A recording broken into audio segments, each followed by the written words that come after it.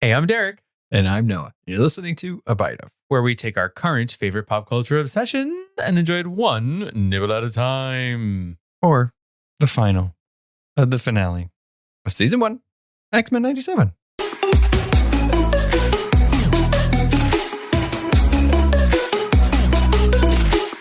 One last bite. It's one last bite. It's part 3, but it's our one last bite. It's the finale. We're finally here. 9 weeks. We made it. We're done.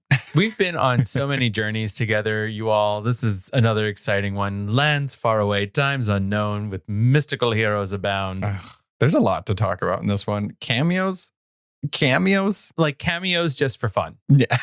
Like, why not? They said. There's one, if anybody knows me, there's one that audibly freaked out about. Induced light screaming as if he saw the Beatles and he was in the 60s. Better than the Beatles. Mm-hmm. Wow. We're saying controversial things on this pod today. Okay. So before we get into our conversation on the finale of X-Men 97, some things that are coming up. We're covering Doctor Who. So, hang around for our episodes on Saturday. Next one is episode 4. We've done the first 3 so far. How many episodes are there going to be in this season? I think 10. We're almost halfway through with that already. That's crazy. Yeah. So we have that stuff coming out. Some movies coming up. So make sure you're following the feed. Make sure you're subscribing, sending stars our way, joining our Patreon. We have our X-Men 2000 movies watch through going to be happening this month. So something to look forward to. More X-Men. More X-Men. More. You know what? I'm grateful. Deadpool and Wolverine is coming out. So it's going to be a lot of X-Men going forward. X-Men all the time. Great. Yeah. All right. And of course, spoiler warning, this is the final episode of the season. There's a cliffhanger. We don't want to spoil you, so you've been warned. All right. So let us officially take a bite of X-Men 97, episode 10, Tolerance is Extinction, part 3, directed by Chase Connolly and written by Beau DeMayo and Anthony Salitti. Charles takes a dip into the depths of Magnus's mind to turn the lights back on Earth. Phoenix returns to save Cable, but Bastion absorbs his arm to take on a more powerful form. The asteroid's gravity core is destroyed, causing the space rock to plummet to Earth. The moment the X-Men stop the impending collision, the team is whisked away to mysterious places and times. Ooh, places and times unknown. Places and times. Well, we do know. Are the places the same? No, they're different. Or are they the same, just in different times? It's not about where, it's about when. But also about whom is there. God. All right, not to skip ahead too much. There's quite a lot to talk about. Reactions. How are you feeling? Season as a whole. We had a lot of questions going into this, right? We were really wondering how things were going to play out. We were wondering if anybody was going to die, how it was going to leave off. I don't think we necessarily thought the end that we got was the end that we were going to get. So that was really cool. And I think as a final episode, it does that X-Men thing. There's some deep thoughts. There's a lot of cool action and then a cliffhanger. So I think it checked all the boxes that a final episode of a first season should check.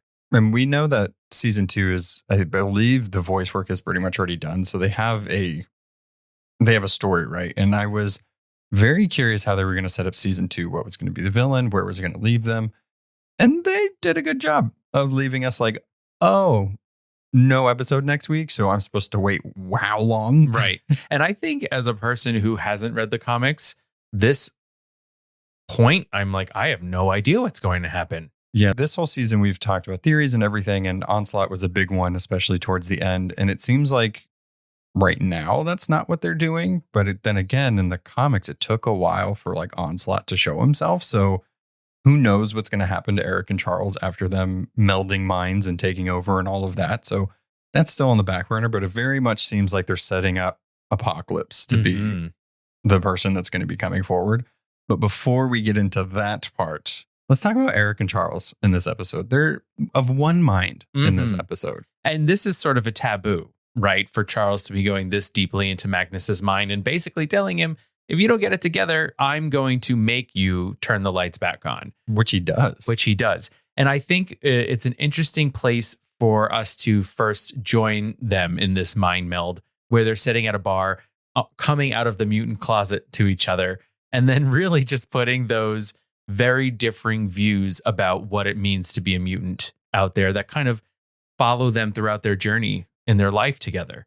Yeah, it is really interesting when we get these moments, and it's still, this is who they are still to this day, right? Even though this wasn't necessarily a flashback, it probably was a flashback. And it was nice to see them coming out to each other, which there was a few moments. I'm just going to say, Charles leaning in, I'm like, are you guys going to kiss? Like, just. They wanted us to want them to kiss. It was coded. There were so many things where I was like, I wouldn't be mad at it. I'm just saying. I wouldn't either, especially, you know, with Magnus and that younger cut he had going on. But it was great to see how their beginning started and that conversation. And even though they kind of differed in their views for mutants and everything, Eric's upbringing is different than Charles' upbringing. And so that really determines how they're going to think of things going forward. But they did agree on one thing, that there should be a better society. There should be a better place. Mutants deserve a better life. And that's how they became brothers. Not brothers that kiss, but brothers. We need to make that distinction for sure.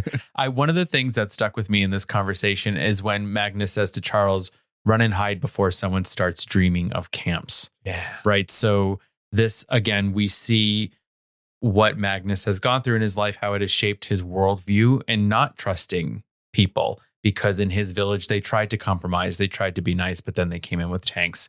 And I think that this is a very real fear. And I think that even in real life, I think it can be a fear, right? In us being gay men, who knows what could happen, what horrors might lie ahead if the power goes to the wrong people. And so, you know, Magnus has experienced this. So he's like, Charles, this is great that you're believing in this beautiful world where mutants and humans get along and everybody loves each other. But I'm just letting you know that those differences is what drives people apart. Yeah. And even though, you know, walking Charles's path, it's like you could probably get to a point where it's better, but people are people. And it's an interesting thing to parallel with what Bastion says later. He said people are just too damn good. And it's an interesting viewpoint from both of them. Actually, all three of them. It's like Charles believes that it could be better. Magneto knows it's not going to be better. And Bastion is like, it's too good. It needs to go away. And so having all of these ideals with humanity and as people in a society and how they deal with the others and how you feel as a person in that other society, it's great writing. They did a good job of having all those allegories, all of those metaphors, all of those parallels in this. And I really like being inside of Magneto's mind, not only when he was conscious of it happening, and then when he gets his memory wiped, how Charles again has to like bring him back to that point. So it's like he was in the mind. He could have changed things or let it be broken.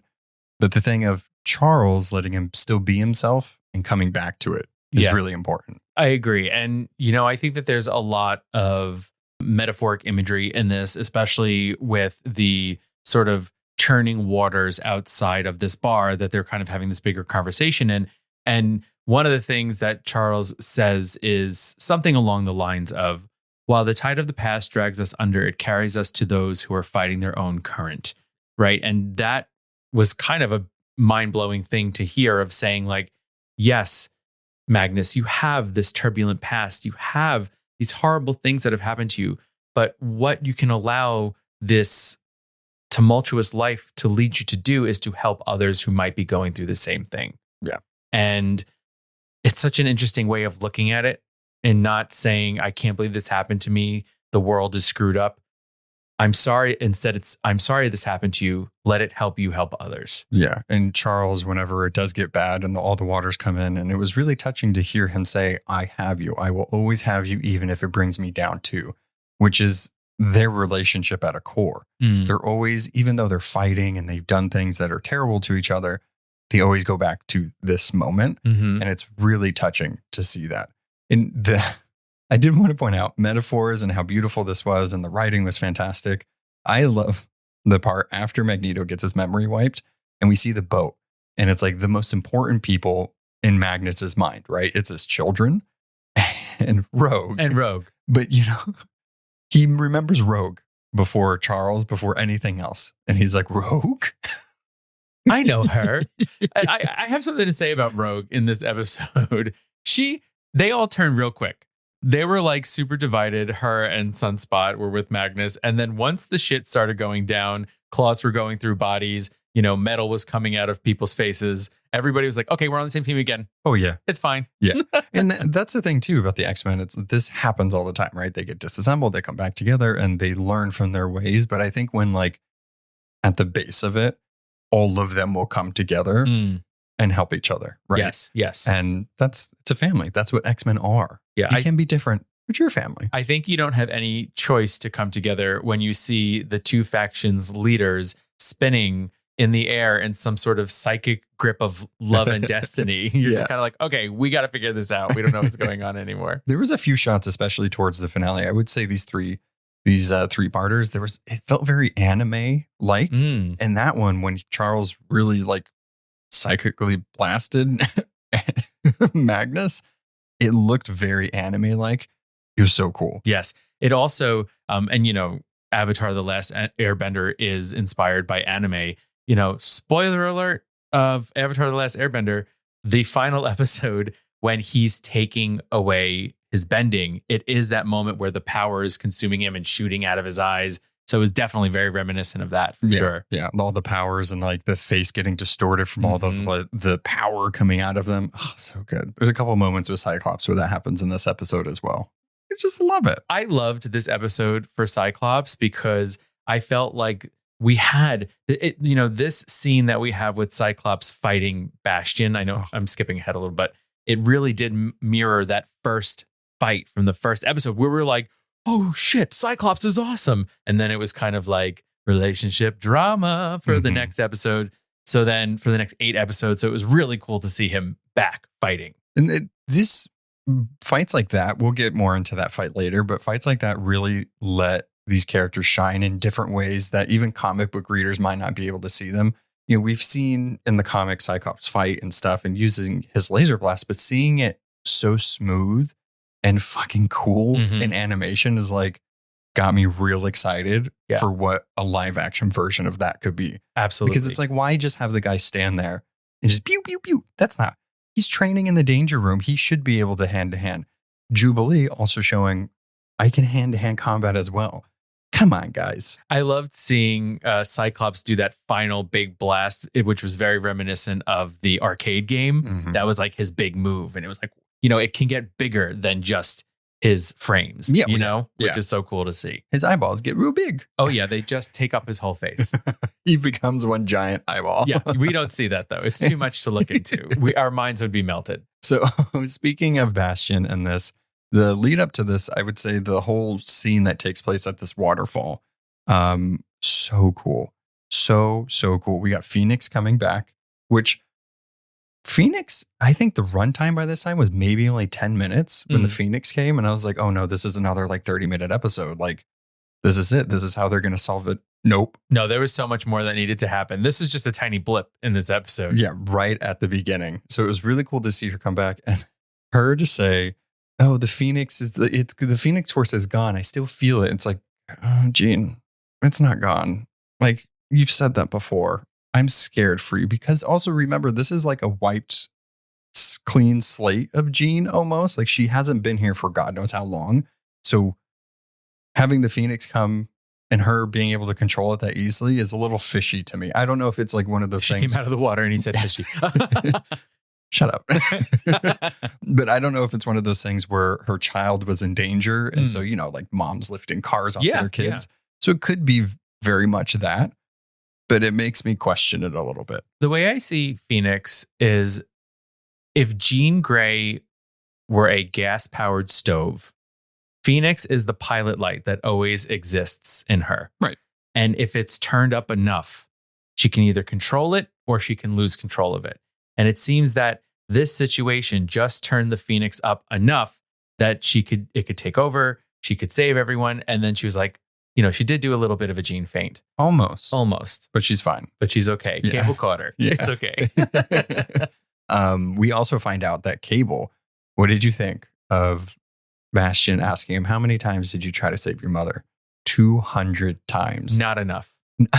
That's how I feel. That's fucked up. That even of a number, 200, it should have been 872.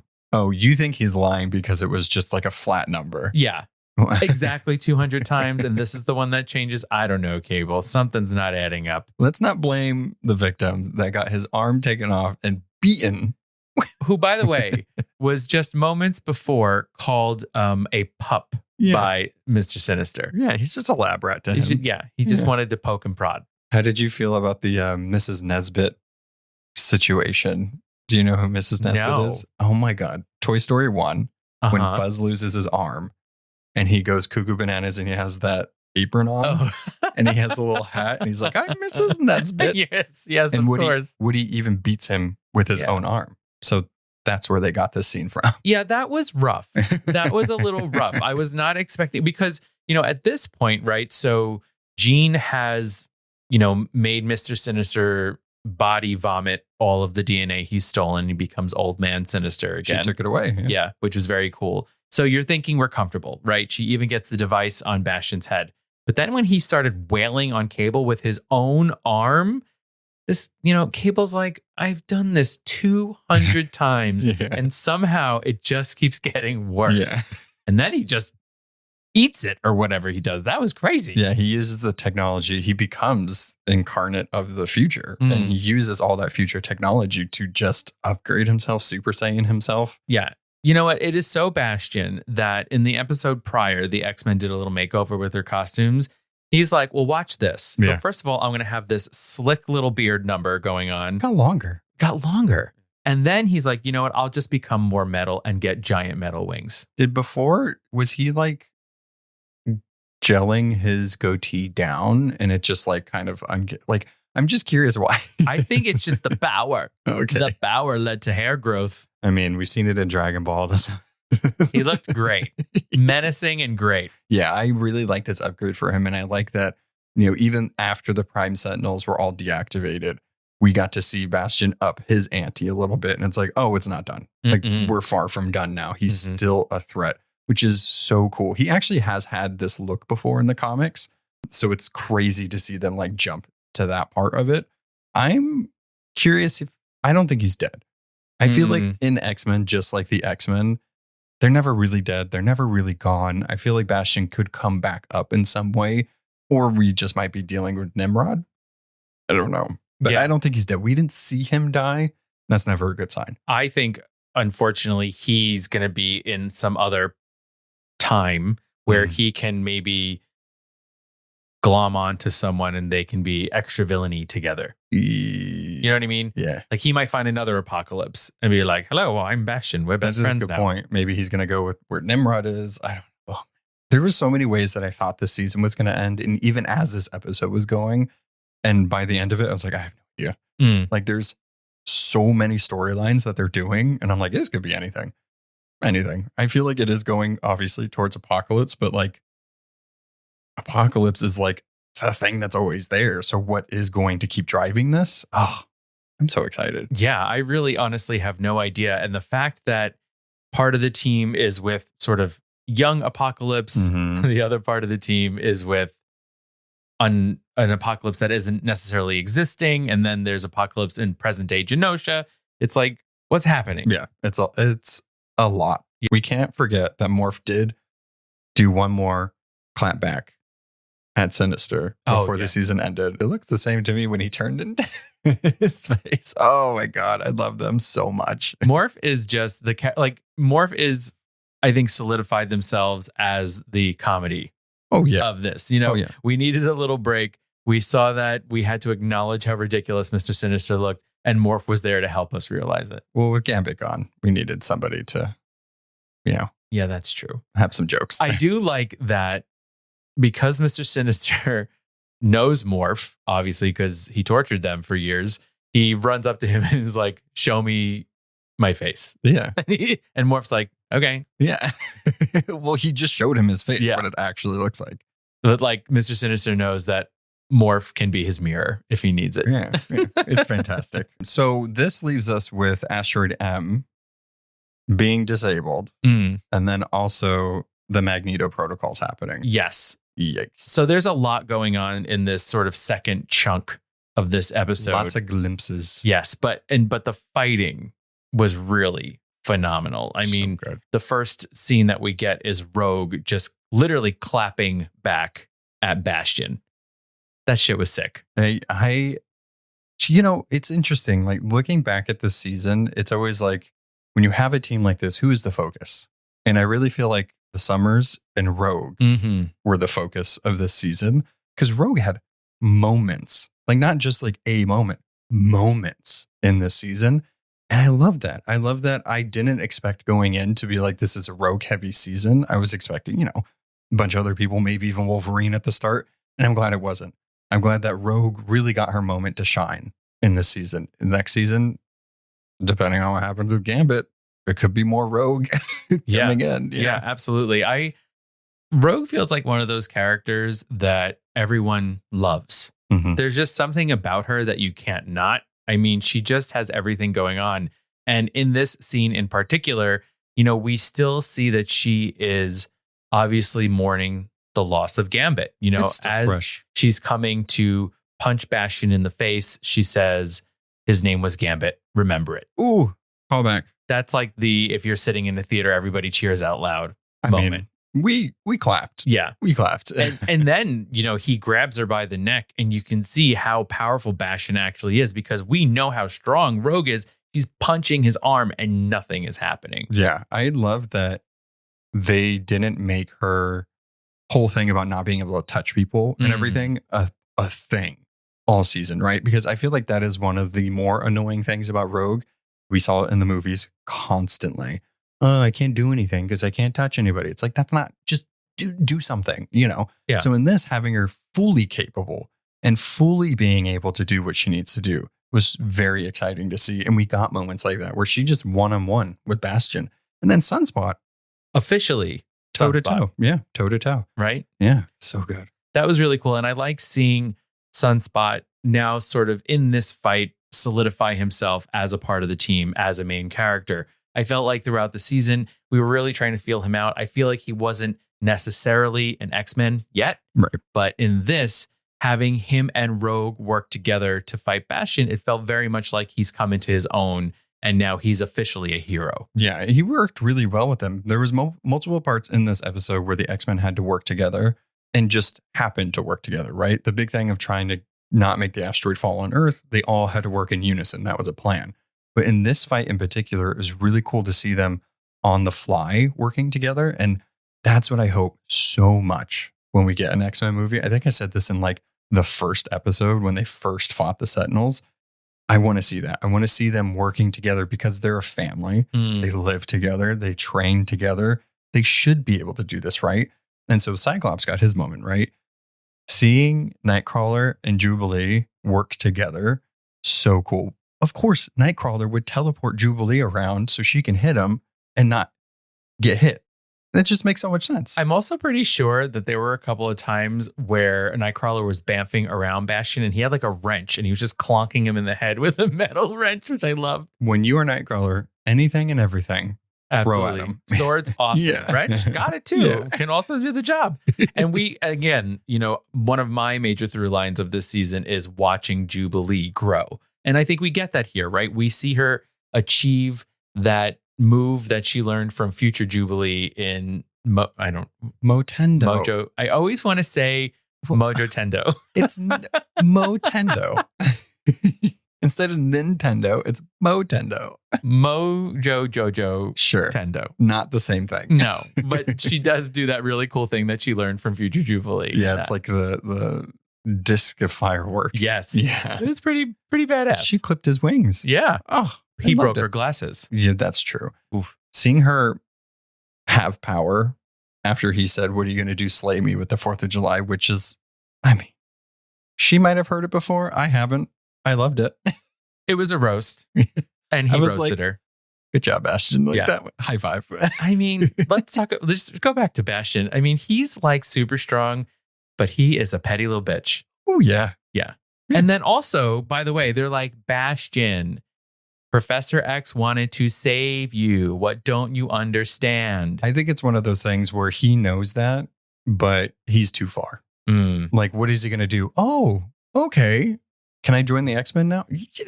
that's just not going to happen. And he does say a few times in this episode and sprinkled throughout where he talks about, mutants being born and who they are and everything, but he was born with this programming, right? If Charles would have gotten him at a young age, would that have helped? I would think so. I would hope so. But there is that question of, was he just made to be this way? Which is unfortunate, but I don't know. I mean, the thing for Bastion is that there is a mechanical part to him, but there's also a human part to him. Right. And so would Xavier have been able to work his X magic, and make him realize who he could be? And I do love that it was Scott and Storm. It wasn't just Scott. I've seen a lot of people are like, oh, Scott, like really blah, blah, blah. It's like, well, Storm also was part of that conversation. And they talk about instead of killing Bastion, instead of going too far, he's going to do what they've been talking about, right? Embracing the future, learning to work with it and not just being scared of it, right? And they try. They do that olive branch. The olive branch was extended to him and too far gone, man. Yeah. His jaw was halfway gone. His eyeball was popping out. Well, no way. Yeah. When he popped up and he kind of like put himself back together with the green ooze coming, you're like, he's just too far gone. Yeah. He's not going to acquiesce to the X-Men. It's not good. And then we have the other thing. This episode did a good job. And it was a lot like episode 5, where things just kept happening and pushing them further into the conflict. And so with the Magneto protocols being done, pretty much just destroying Asteroid M and destroying the gravity drive and all of that. I liked that one, we saw Iron Man, which was fun. Did nothing, said nothing, but he was literally said nothing. That was Stoney Tark if I've ever seen him. Just doing nothing at all. And then we also had Steve Rogers, which did try with T'Chaka saying, maybe let's not, do this. I liked that they gave him that because it did feel very much like in the episode with Rogue, he was being a cop, right? Mm-hmm. And so is there going to be tension with the Avengers and the mutants at some point later on in the future? There is Avengers versus X-Men. It is a thing that's happened. So it's going to be interesting to see how the public and also the Avengers handle the X-Men whenever they come back or currently. But it did seem like the X-Men have gotten a little more favor in people because they all saw them trying to stop the asteroid from hitting Earth. Yeah. I was really annoyed because stupid president unleashing the missiles that then ended up causing the X-Men to have to save humanity again, even though they tried to just kill them again. Poetic. So annoying. Mm-hmm. And then they're like, okay, thanks guys. What are you gonna do? Yeah. It's awful. It's stupid. Let's also take a moment to just reflect on some of the other cameos that we saw in this moment. Okay. Daredevil pops up. Getting thrown into a shop. Yep. Mm-hmm. And then who comes out of the window of the shop? Cloak and Dagger. Okay. There are 3 cameos in this that I audibly was freaking out about. Cloak and Dagger was one because never would I ever have thought they would have shown up. Very good. Watch the show. It's actually really good. Hope to see them in the MCU at some point. Seeing Doctor Strange because I love Doctor Strange, but also I love that it's Doctor Strange. He's doing surgery, so he has everything prepped, but he still has the cape and he's doing magic. And it's like, I felt like they were like, you have to have the cape because people won't know. Totally. It's Doctor Strange. I like Doctor Strange saying, like, everybody's like, Doctor, there's no electricity. There's no power. We can't do this surgery. He's like, no, scrub up. Yeah. I'm Doctor Strange. Yeah. Wee. You can still do it even though there's no power or anything like that. It was so funny to see him doing surgery and mostly his getup. Yes. And then my favorite one, because I will always freak out anytime they show up, but Morph turning into Mr. Fantastic. My God. I loved it. Yes. More. Mr. Stretchy. Give me the Fantastic Four. The thing that's kind of a little like hard to realize is that in the actual MCU, right, we're building these teams, we're introducing these people. In X-Men 97, they're all there already. Yeah. You know what I mean? It's like the Avengers are there, Cloak and Dagger are there, Daredevil is there. It's just like the Fantastic Four exist already. It's one of those things where a lot of these characters and teams and everything showed up in the shows together. And it was just back then, it wasn't a big deal. Right. You know what? I mean, it was a big deal for them to show up, but it wasn't a big deal for them to be connected or not connected. It was just fun. Like the X-Men are in New York. Of course they're going to run into Spider-Man. Right. So now it's a little harder, right? Because we've gotten 10 years in the MCU with no X-Men, no Fantastic Four. So us being, oh, this is a connected universe. How do you introduce them? Mhm. Where have you been? Right. So it's going to be interesting how they do that. It does seem like they're very much doing it where we've seen these characters in the multiverse and something might just smash them all together. Right. Because I would say is the easiest way out. Yeah. Because I'm trying to think. At the end of the Marvels, we see Beast, correct? In another universe, yeah. And now we're going to have Deadpool and Wolverine together. Yep. Causing mayhem in the multiverse. I don't know. This multiverse. And then, I always go back to this, just Loki's sitting there holding the branches of time. So that's why this is a little easier because it's like, they're all there. They're just there. They're there. And I love it. And it's exciting whenever it happens. But also, can you guys help? For the love of God. The rest of you, help the X-Men. Oh, no. No, I don't know what they're doing. What were Cloak and Dagger doing? Call for help. Yeah. They need to call for help. Everyone on their own. So they stop the meteor. Magneto wakes up. Magneto lives. Magneto is right. Magneto lives. I want all of them on a t-shirt, on a blanket. I need all of it. And then they vanish. What a way. It looked gorgeous. You know what it looked like? Tell me. It looked like Cable's body sliding effect. That purple, blue, white. That's what it looked like. I don't know if they're just using those colors for like time travel slippage, but that's what it looked like. So somebody from the future or something threw them in time. And it is really interesting, the teams that they separated, like Scott and Jean being with young future Nate and Mother Ascani, who is, spoiler, if nobody wants to know, fast forward, also the offspring of Scott and Jean. Right. Rachel. This is where it gets interesting because so we see Apocalypse. We've seen him in the opening credits, right? A few times, Cable fighting him and whatever else is happening. So seeing them all be at different points with Apocalypse, it seems very much like they're going to the age of Apocalypse, which is a big event and big storyline.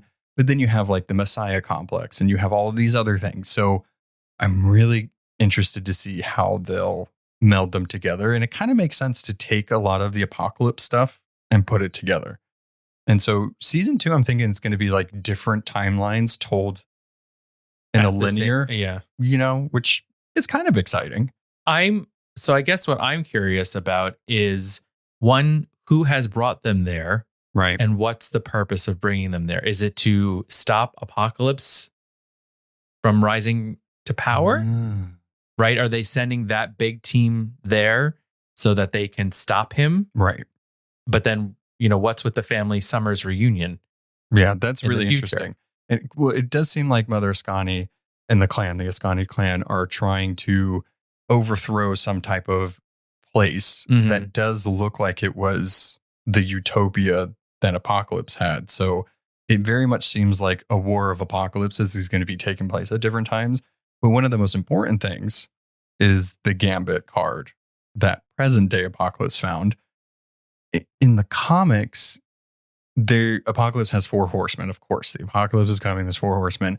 And Gambit volunteers to be Death for Apocalypse. This is interesting. It doesn't seem like he's volunteering. It seems like Apocalypse is just going to kind of bring him back and make him Death. Yes. And we've already seen this. Charles saw this in the classroom with the Shi'ar people when Gambit came up and he was Death. That's right. So he already saw it. He got a little premonition of that. And so did we. Oh, Charles, he knows everything. He's just a little bit of a know-it-all. I have to say that sometimes one of my least favorite tropes is a good guy being brainwashed or whatever into becoming a bad guy. Yeah, I feel like they're going to handle it well, but it is one of those things like, okay, we know he's going to be good again. So like, how is that going to work? Exactly. And so I think you always sort of know the journey of that character. So it's just going to be like annoying until you get there. Right. Right. I just want I want Rogue and him to kiss, even though they're not allowed, but I want them to. But with Gambit seemingly being a horseman, right? Rogue is going to be a big part I would say, going forward, and she's going to have to deal with that. So that I'm excited to see that. I love it. Those kind of conflicts or those character developments and challenges they have to go through. I'm excited to see that, but I do want Gambit to making beignets again. Yeah. For the love of God. Please. And then I want him to get a little makeover. Everybody else got a little makeover. What's Gambit's makeover? Evil. That is true. Evil. That's it. That's his makeover. Scythe. I did love, we did end up having that sort of after credits scene or mid credits scene, but I loved that almost the final words of the season were Beast going, "Oh dear." Oh yeah.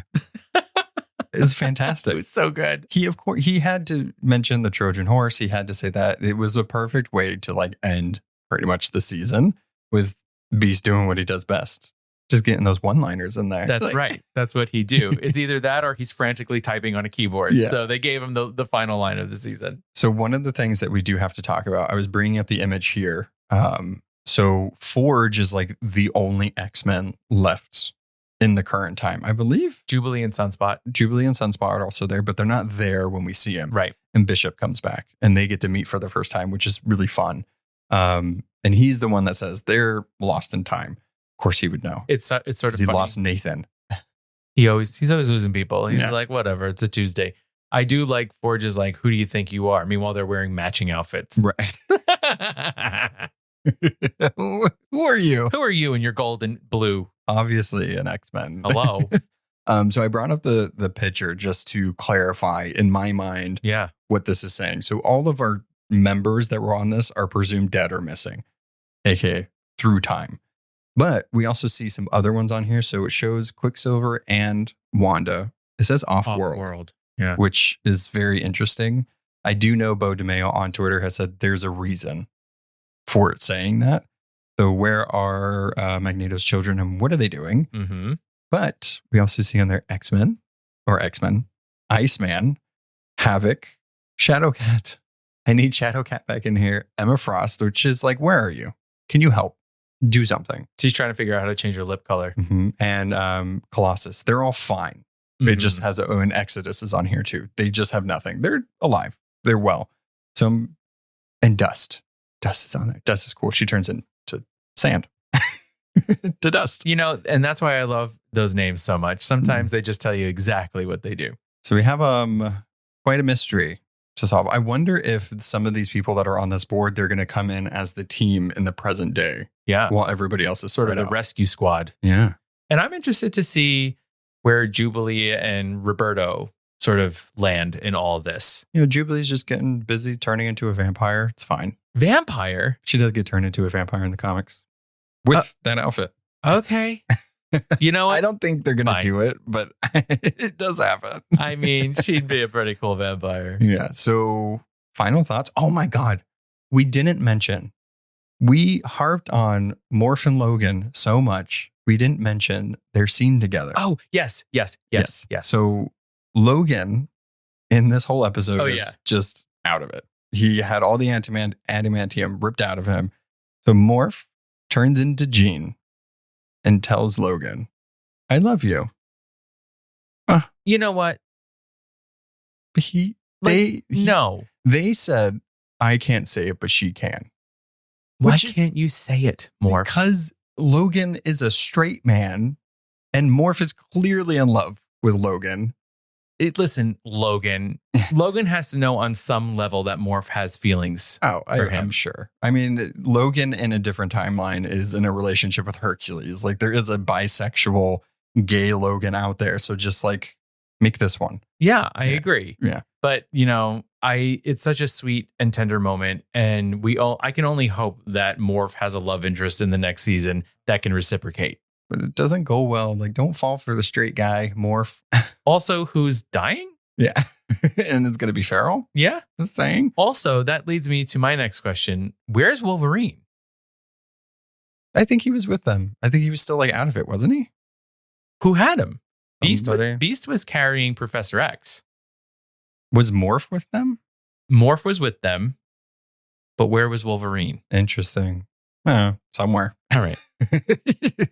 I actually don't think I remember seeing Wolverine. I don't know. Let us know. Let us Yeah, know where if was you're- Wolverine? Yeah, I don't want to watch it again. I did get the chills watching it a second time and some of Yeah. the stuff that happened. Yeah. It was a lot. It lets you be able to sit in there Yeah. and like really look at it. Oh, so good. Phenomenal. All of the people that worked on this, such a good job. This is what the X-Men are about. This is what we deserve to see, like when they're doing stuff with it, right? Let's not go back to the old animated stuff of it just being like, "Meh, meh." This is cool.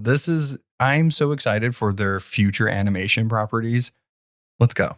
Yeah. And I mean, who knows? Maybe they're doing a Cloak and Dagger project, I would love that. right? And that's why they would kind of bring these characters that you would never expect in. Yeah, I'm curious to see what happens with Daredevil, because Daredevil seems to be the live action one, seems to be the gateway for all of the like CW / Netflix / was it CW? Yeah, way to bring them back into the MCU. I'm still holding out for Jessica Jones. Kristen Ritter has been teasing the hell on social media, and I need to know. Her hair was purple. Her hair was purple. So very excited for season 2. I'm impatiently going to be waiting for it. Yes. I think that this final episode of the season really did sort of end some chapters, but now we just have a whole new one that we have no idea where it's going to lead. Just like Cable sitting in the diner by himself, Oh, one arm, we're left with some kind of closure before the next chapter. That was a really sweet scene. it was. Oh, I love the Summers.